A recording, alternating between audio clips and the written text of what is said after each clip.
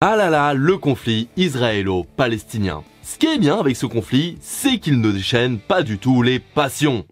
Et on l'a encore vu récemment avec ce qui s'est passé à Sciences Po. Et oui, car apparemment, étonnamment, pour les élèves de Sciences Po, la vie de centaines de milliers de personnes a une importance. Tu rends compte? Et récemment, il s'est passé pas mal de choses entre Sciences Po, la Palestine et les manifestations. Revenons donc ce mercredi 24 avril. Un jour de manifestation pro-palestinienne, des élèves de Sciences Po Paris ont décidé de planter leur piquet devant l'école. Et ce, afin de réclamer que Sciences Po coupe ses liens avec les universités et entreprises qui sont complices du génocide à Gaza, et à la fin de la répression à l'encontre des voix pro-palestiniennes sur le campus. Mais attendez, parce que là, ce n'était que l'apéritif. Étant donné que le lendemain, le jeudi 25 avril, une dizaine de membres du comité Palestine de l'IEP se sont introduits dans l'établissement afin de l'occuper. Alors oui, déjà, on peut se dire que les élèves étaient bien chauds. Mais attendez, c'est toujours pas fini. Parce que le lendemain, le vendredi 26 avril, et oui, tous les jours, il y a une nouvelle en plus, et bien des étudiants pro-palestiniens ainsi que des manifestants ont bloqué l'accès au bâtiment de Sciences Po Paris. Alors, personnellement, j'appellerais ça des actes de courage, des actes militants, mais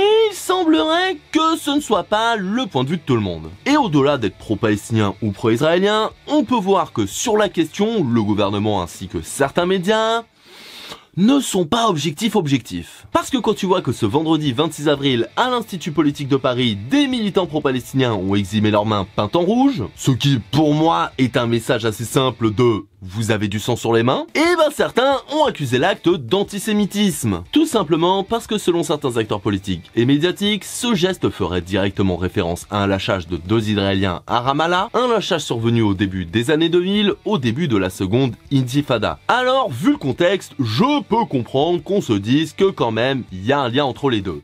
Mais, déjà, encore une fois, pour moi, mettre du rouge sur les mains, ça veut tout simplement dire avoir du sang sur les mains. Et même si, vu le contexte, on peut se dire qu'il y a un lien, il faut pas oublier qu'aujourd'hui, les étudiants de Sciences Po, ils venaient à peine de naître en 2000, voire même étaient pas encore nés. Donc on peut comprendre qu'il n'est pas toutes et tous la ref, moi-même je ne l'avais pas. Et on peut qualifier l'acte de maladroit, on peut comprendre qu'on le trouve choquant, mais je trouve ça quand même fort de café d'invectiver directement les étudiants et leur faire un procès d'intention en étant sûr et certain qu'ils voulaient vraiment faire référence à cet acte dramatique de l'histoire. Je pense quand même qu'on peut leur accorder le bénéfice du doute. Mais bon, après quand même, il n'y a pas que des mauvaises nouvelles, parce que ce même vendredi 26 avril, le blocage de Sciences Po a été levé. Et c'est par un accord entre l'administration de l'école parisienne et les manifestants pro-palestiniens que ça a été possible. Ces derniers ayant obtenu gain de cause en échange de la promesse de ne plus perturber les cours. Alors du coup, avec tout ça, on peut se dire que tout est bien qui finit bien. Il y a eu manif, revendication et il y a eu accord avec les personnes concernées.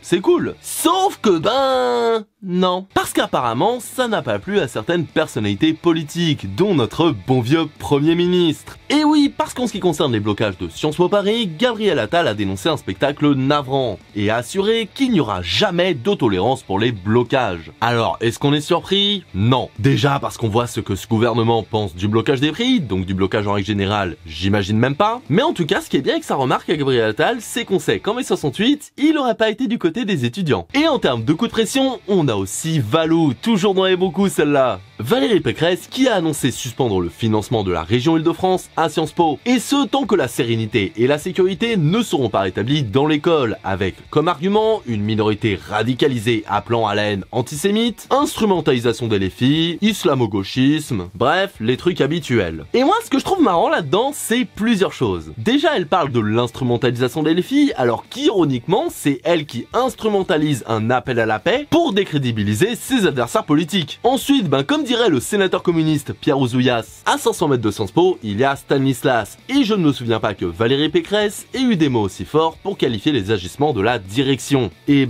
oui, parce qu'on se rappelle, quand Stanislas était dans la tempête médiatique après les informations de Mediapart, et au lieu de condamner Valérie Pécresse, qu'est-ce qu'elle a fait? Elle leur a refilé 1 million d'euros de subventions.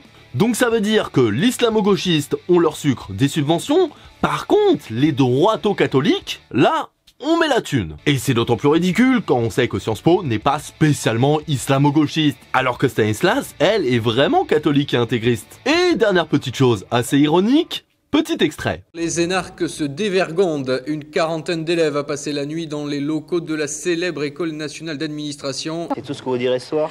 Oui, je voudrais dormir. Oui, C'est bien Valérie. Valérie qui en 1991 avait bloqué l'ENA. Du coup maintenant, on sait qu'à l'époque, Valérie Pécresse était une dangereuse islamo-gauchiste radicalisée. Ah les gens changent hein. Après, heureusement, même si Valérie Pécresse veut annuler le financement de l'Île-de-France pour l'Institut, ce 30 avril, Sylvie Retailleau a annoncé, elle, que l'État ne couperait pas sa subvention à l'école. Et j'ai envie de dire, c'est au moins ça. Alors oui, c'est une bonne nouvelle, mais que vous soyez pro-israélien, pro-palestinien ou tout simplement j'en ai rien à foutre, je comprends rien à ce bordel, faites-vous votre propre avis. Et en ce qui concerne Valérie Pécresse, j'ai un dernier message pour elle. Quand tu veux, on bloque l'ENA ensemble.